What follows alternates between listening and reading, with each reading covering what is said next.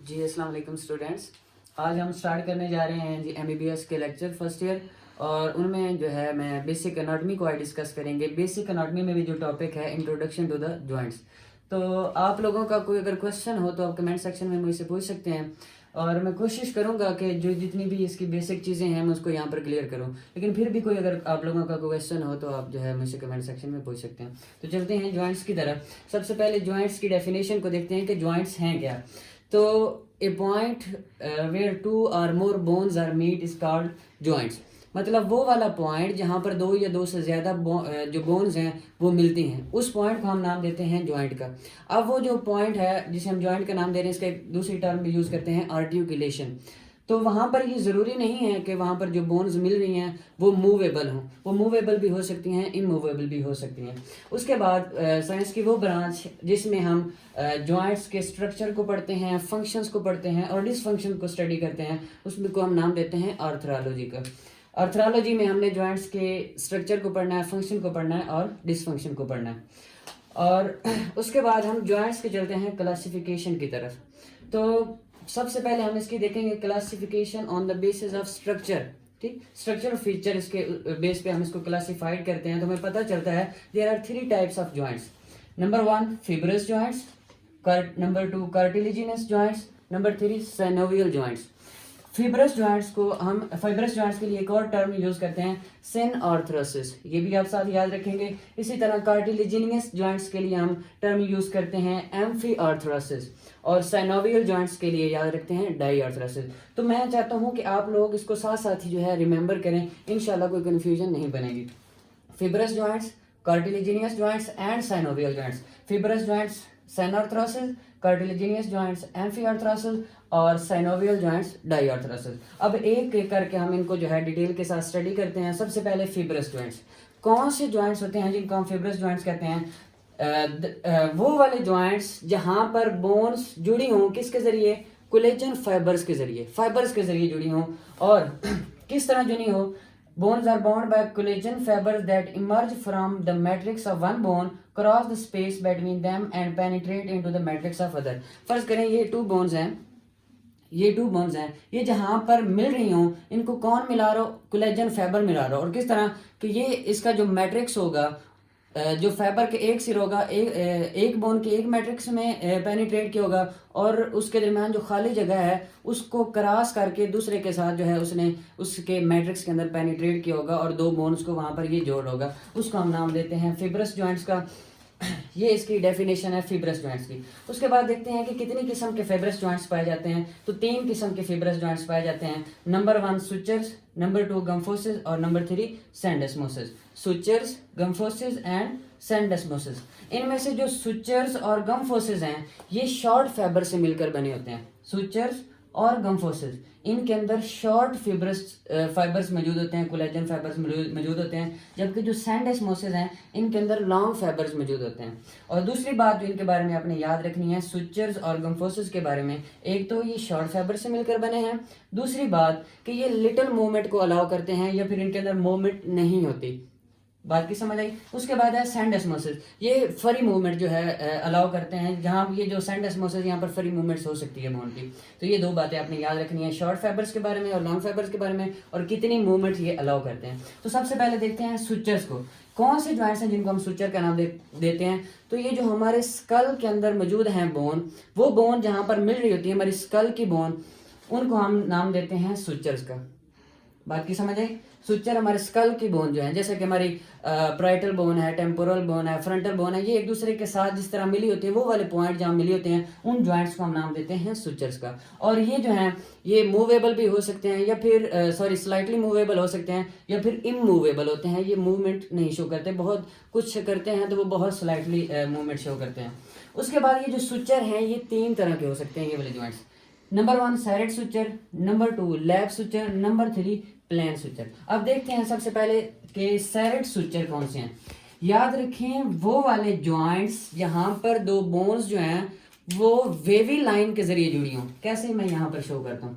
फर्ज करें यहाँ पर ये 2 बोन्स हैं जो जुड़ी हुई हैं, ये किस तरह जुड़ी हों? इस तरह एक वेवी लाइन के जरिए वेव बना रही हूँ और एक दूसरे को ये इस तरह इंटरलॉक कर रही हूँ, जैसे कि एक टूथ जो है सॉकेट में इंटरलॉक हो जाता है। तो ये इंटरलॉकिंग हुई हुई है और एक दूसरे के साथ लिंक हुई हुई है वेवी लाइन के जरिए, तो इनको हम नाम देते हैं सेरेट सुचर का नाम। उसके बाद है लैब सुचर। लैब सुचर में किस तरह बोन्स एक दूसरे के साथ मिली होते हैं, तो याद रखें आप लोग कि जो लैब सुचर है इसमें बोन्स एक दूसरे के ऊपर ओवरलैप करती हैं, इस तरह बिवेल्ड हुई होती हैं कि ये एक दूसरे के ऊपर ओवरलैप कर रही होती हैं और बड़ी सुपरफिशियल जो है यहाँ पर अपीयरेंस नजर आ रही होती है। कैसे, मैं यहाँ पर आपको शो कर देता हूँ, बिल्कुल इस तरह करके, मतलब एक ये बोन है और एक ये बोन है, इन्होंने एक दूसरे के ऊपर इस तरह ओवरलैप किया हुआ है और बड़ी सुपरफिशियल अपीयरेंस यहाँ पर नजर आ रही है, बिवेल्डी इस तरह हुई हुई है ओवरलैप करने के लिए। तो इस तरह के जो हमारे जॉइंट्स मौजूद हैं हमारे स्कल के अंदर, उनको हम नाम देते हैं लैब सुचर का। और जो वेवी लाइन के जरिए इंटरलॉक हुए हैं या लिंक्ड एक दूसरे के साथ हुए हैं, उनको हम नाम देते हैं सेरेट सुचर्स का नाम। यहाँ तक समझ आ गई जी। उसके बाद है प्लेन सुचर। प्लेन सुचर में क्या होता है, वहां पर कोई इंटरलॉकिंग नहीं होती, जिस तरह यहाँ पर इंटरलॉकिंग हुई हुई थी, और कोई यहाँ पर ओवरलैपिंग होती है ना इंटरलॉकिंग होती है, बल्कि वहां पर जो बोन्स हैं वो सिंपल वे के जरिए इस तरह जुड़ी होती हैं दो को। तो ये थे सुचर्स के बारे में। ये तो एक तो फाइब्रस जॉइंट्स हैं, मतलब इनके अंदर कोलेजन फाइबर मौजूद होता है, और उसके बाद ये तीन तरह के हैं, वेवी लाइन के जरिए जुड़े हो सकते हैं या बिवेल्ड करते हुए होते हैं ओवरलैप करने के लिए, या फिर सिंपल मिले होते हैं जिनमें कोई इंटरलॉकिंग नहीं होती। तो serrate suture, lap suture and plane suture. तो ये थे सुचर्स के बारे में। उसके बाद दूसरी काइंड ऑफ फिब्रस जॉइंट है वो है गम्फोसिस। तो व्हाट इज गम्फोसिस? ये जो हमारे टीथ हैं, टीथ सॉकेट के अंदर जो लिंक्ड हुए होते हैं या फिर अटैच हुए होते हैं, उसको हम नाम देते हैं, इस क्लासिफिकेशन को हम नाम देते हैं गम्फोसिस का। The attachment of tooth into the socket is classified as gomphosis. एक और बात आप यहाँ पर याद रखिए कि ये जो हमारे टीथ या हमारे जो दांत हैं, इनको हम बोन नहीं कह सकते, ये बोन नहीं है, ये बात आप लोगों ने याद रखनी है। और जो ये हमारे जबड़े के अंदर या सॉकेट के अंदर ये जुड़े होते हैं, ये भी फाइबर्स के जरिए जुड़े होते हैं, फाइबर्स के जरिए जुड़े होते हैं, और इस जॉइंट को हम नाम देते हैं गम्फोसिस का। उसके बाद दूसरी बात जो आपने याद रखनी है गम्फोसिस के बारे में, कि ये जो दांत हैं ये अंदर सॉकेट के अंदर जुड़े होते हैं और बड़ी मजबूती के साथ जुड़े होते हैं। कौन सी ऐसी चीज है जिनको बड़ी मजबूती के साथ जुड़ी रखती है? तो फाइबर्स होते हैं। कौन से फाइबर? पेरियोडोंटल लिगामेंट, इनको बड़ी मजबूती के साथ जोड़ के रखते हैं हमारे सॉकेट के अंदर, पहली बात। दूसरी बात जो आपने याद रखनी है कि ये जो पेरियोडोंटल लिगामेंट है ये कोलेजन फाइबर से मिलकर बने होते हैं, और जो कोलेजन फाइबर है ये कहाँ से कहाँ तक एक्सटेंड हुआ होता है, ये हमारे जो bone matrix of the jaw है, हमारे जबड़े का जो बोन मैट्रिक्स है, उससे लेकर हमारे जो डेंटल टिश्यू है वहां तक ये एक्सटेंड हुआ होता है, और इसको इसने बड़ी मजबूती के साथ जो है होल्ड किया होता है।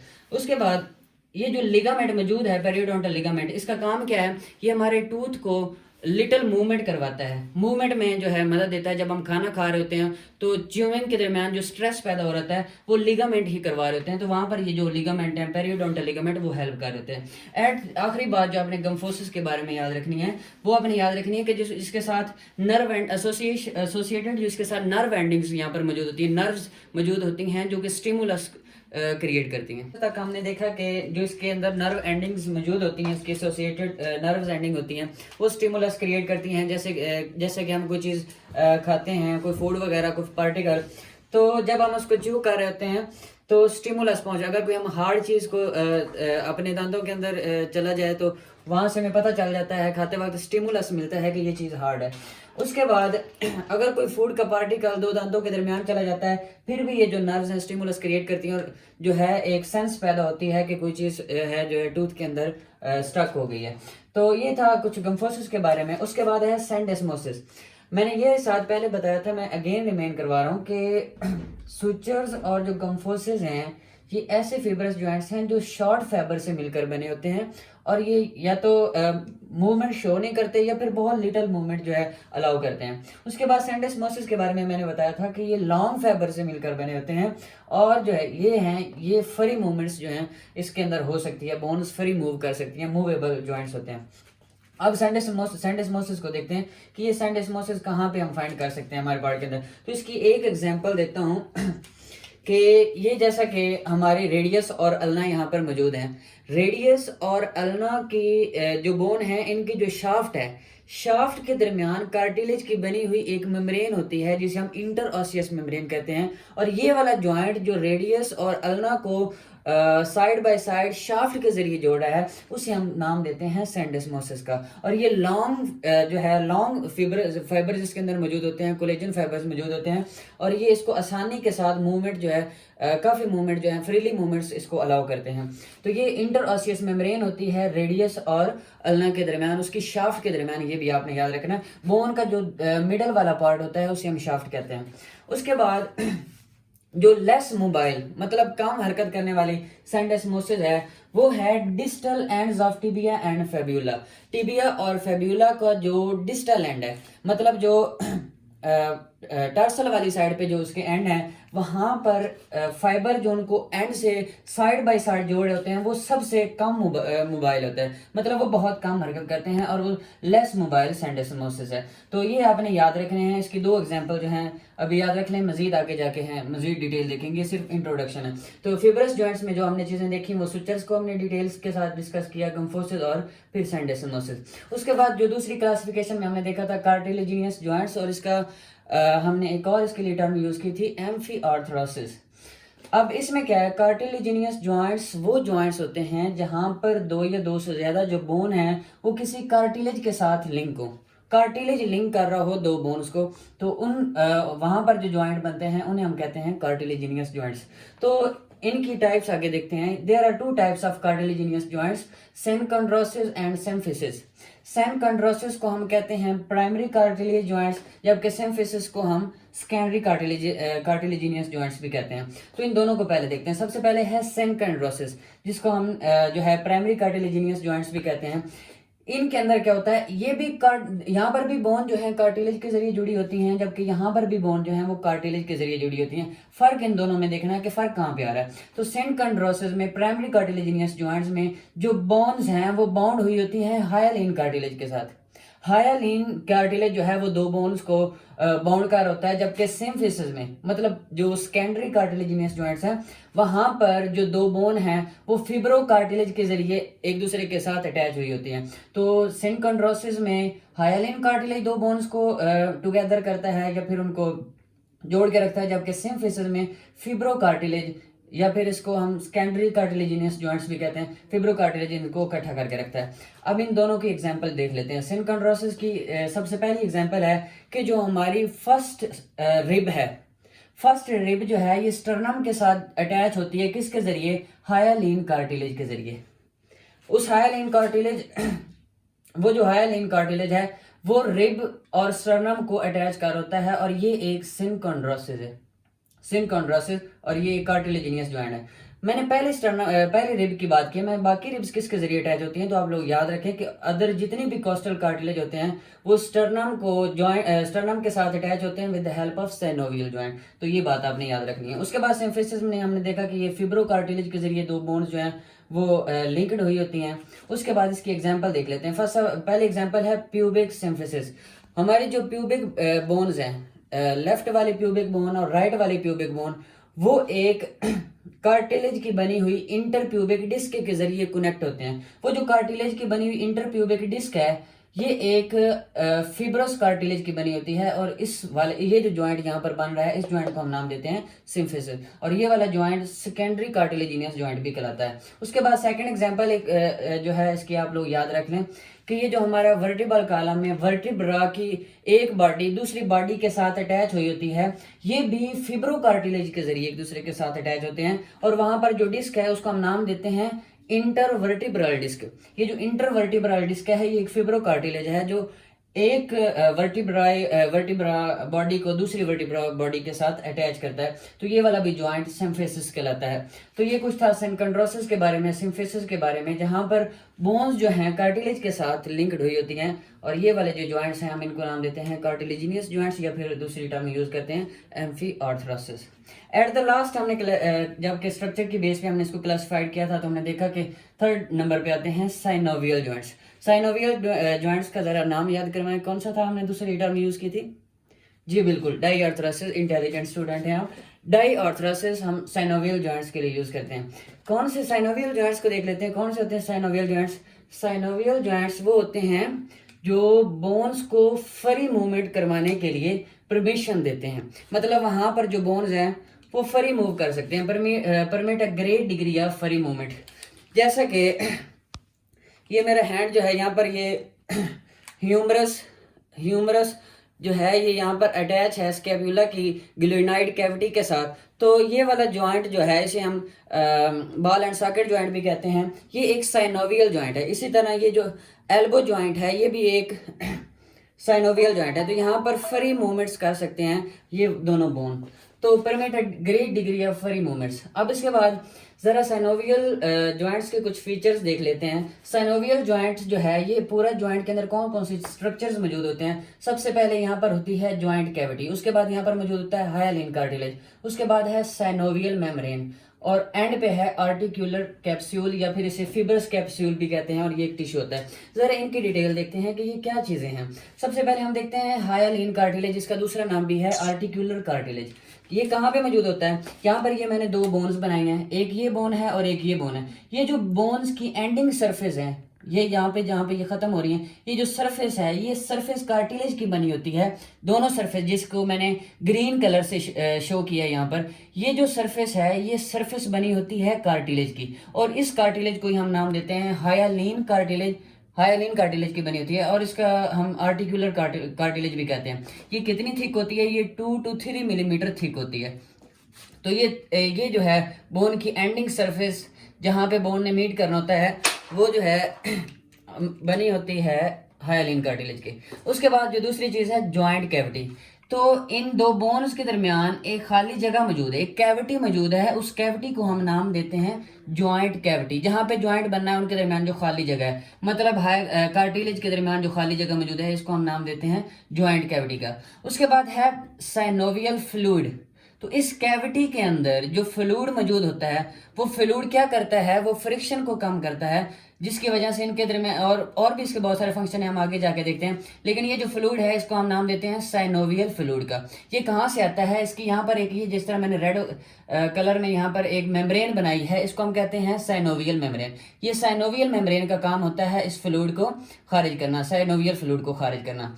उसके बाद आर्टिकुलर कैप्सूल है। आर्टिकुलर कैप्सूल इस साइनोवियल मेम्ब्रेन की गिर्द मौजूद होता है जो इसको प्रोटेक्ट करता है।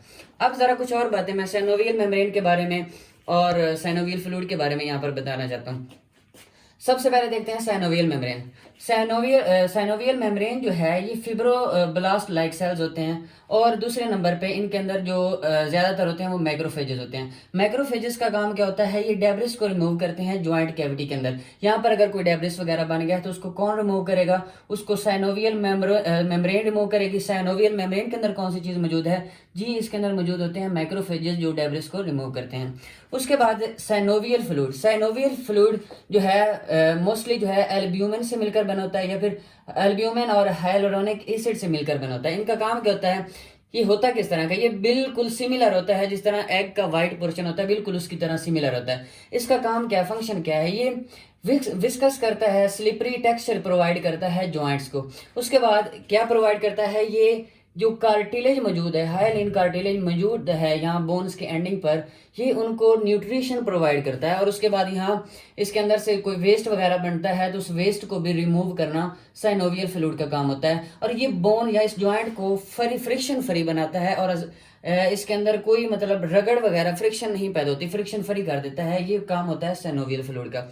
उसके बाद साइनोवियल जॉइंट्स जो हैं इनको हम बहुत सी क्लासीफाई करते हैं, बहुत सी बेसिस पे हम शेप्स की बेस पे इसको हम क्लासीफाइड कर सकते हैं। तो और भी साइज की या फिर नेम्स की बहुत सारी और भी चीज़ें हैं जिनकी बेसिस पे हम इनको क्लासीफाइड कर सकते हैं। तो यहाँ पर कुछ क्लासिफिकेशन अगर हम करें इसकी दूसरे के इनके स्ट्रक्चर की बेस पे, तो हम इसको मजीद क्लासीफाई कर सकते हैं। बॉल एंड सॉकेट ज्वाइंट हो सकते हैं, कॉन्डिलर ज्वाइंट हो सकते हैं। कॉन्डिलर ज्वाइंट को हम इलिप्सॉइड ज्वाइंट भी कहते हैं, सैडल ज्वाइंट हो सकते हैं, प्लेन या फिर ग्लाइडिंग ज्वाइंट्स हो सकते हैं, हिंज ज्वाइंट हो सकते हैं, और पिवट ज्वाइंट हो सकते हैं। इन 6 टाइप्स को हम इंशाल्लाह डिस्कस करेंगे बड़ी डिटेल के साथ नेक्स्ट लेक्चर में। अब जितना भी यहाँ पर हमने पढ़ा है इसमें से अगर आपका कोई भी क्वेश्चन है तो आप जो है कमेंट सेक्शन के अंदर पूछ सकते हैं, उम्मीद है कि आप लोगों को ये जो थोड़ी बहुत चीज़ें थी क्लियर हो गई होंगी, क्योंकि ये एक बेसिक लेक्चर है, इंट्रोडक्टरी लेक्चर है। इसकी कोई ज़्यादा डिटेल मैंने नहीं बताई, बहुत ही बेसिक सी चीज़ें बताई हैं।